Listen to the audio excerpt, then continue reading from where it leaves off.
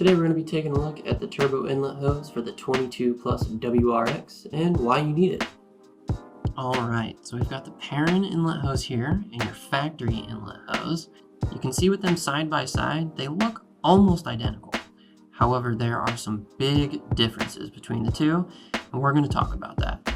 So the OEM inlet has a lot of sharp bends, this corrugated ribbing on the hose, and there's all sorts of strange pockets on the inside of this, which is really going to disturb the airflow. The PERRIN inlet hose, on the other hand, is much smoother on the inside.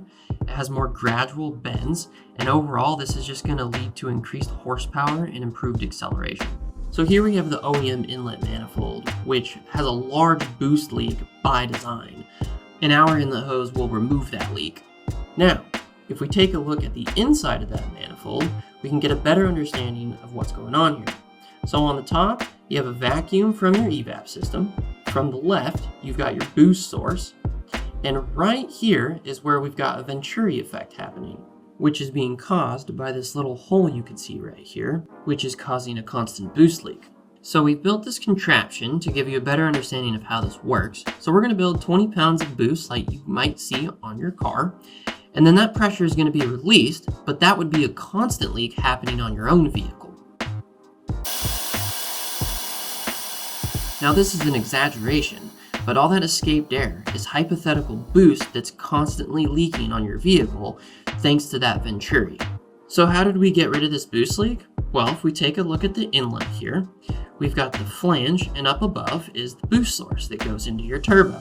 So, if we take a look at our inlet adapter, you can see it's similar, but with one major difference.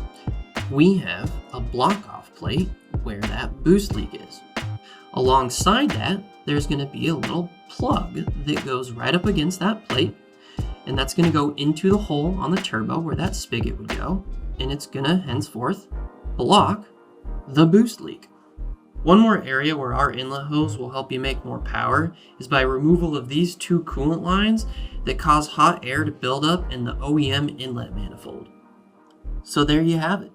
Not just one, but a few reasons of why you need the PERRIN turbo inlet hose for your 22 Plus WRX.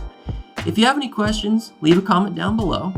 And if you found this video helpful, y'all know what to do. Catch you in the next one.